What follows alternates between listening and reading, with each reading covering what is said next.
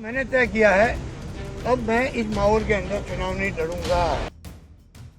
ऐसा लगता है जैसे अशोक गहलोत ने ठान लिया है कि वो सचिन पायलट के इम्तिहान पे इम्तिहान लेते रहेंगे। ऐसा लगता है कि अशोक गहलोत ने ठान लिया है कि राजस्थान वो किसी हाल में नहीं छोड़ेंगे। ऐसा लगता है कि अशोक गहलोत ने आखिरी बॉल पर सियासत का वो छक्का मारा है जो कम से कम राजस्थान में उन्हें मैन ऑफ द मैच बनाए रखेगा। अब क्योंकि कल परसों की वो घटना हुई है और मेरी मॉरल रेस्पॉन्सिबिलिटी थी कि वो प्रताप पार्क होता, तो मैंने तय किया है अब मैं इस माहौल के अंदर चुनाव नहीं लड़ूंगा। अशोक गहलोत का ये बयान बताता है कि अब वो राजस्थान के मुखिया ही रहेंगे, मगर क्या वाकई में वो मुख्यमंत्री बने रहेंगे? सवाल किया गया तो जवाब सुनिए। मुख्यमंत्री बने रहेंगे सर। ये फैसला मैं नहीं करूंगा, ये फैसला सोनिया गांधी जी करेगी, कांग्रेस अध्यक्ष करेगी। आला कमान से ही मिलने के लिए अशोक गहलोत दिल्ली में डेरा डाले हुए थे।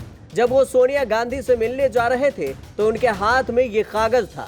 इस कागज में बहुत सारी चीजें क्या लिखी है वो तो किसी को नहीं पढ़ाया जा सकता, मगर पहली लाइन समझ में आ रही है कि लिखा है जो हुआ बहुत दुखद है। मैं भी बहुत आहत हूँ। माना जा रहा था कि अशोक गहलोत का ही ये लेटर था। खैर, अशोक गहलोत की सोनिया से मुलाकात हुई, बात हुई, और जब बात करके अशोक गहलोत मीडिया के सामने आए तो उन्होंने वही दोहराया जो इस पेपर में लिखा था। जो घटना हुई परसों के रोज 2 दिन पहले, वो घटना इतना हिला के रख दिया हम सबको। मुझे जो दुख है वो मैं जान सकता हूँ, क्योंकि पूरे देश में मैसेज चला गया जैसे मैं मुख्यमंत्री बना जाना चाहता हूँ, इसलिए सब कुछ हो रहा है। मैंने सोनिया जी से भी सॉरी फील किया है, माफी मांगी है। अशोक गहलोत सोनिया से मिलकर जब वापस लौटे तो बार बार यही दोहरा रहे थे कि वो आहत हैं, वो दुखी हैं, और हाँ, वो सॉरी फील कर रहे हैं, माफी मांग रहे हैं। मैं उस प्रस्ताव के पास नहीं करवा पाया, कान जब कुछ भी रहे होंगे, तो मेरी मॉरल रिस्पॉन्सिबिलिटी है कि एक मुख्यमंत्री होने के बावजूद भी मैं एक प्रस्ताव, एक लाइन का जो हमारी परंपरा है, पहली बार वो परंपरा के अंतर्गत वो प्रस्ताव पास नहीं होगा। इस बात का मुझे दुख हमेशा जिंदगी भर रहेगा। और मैंने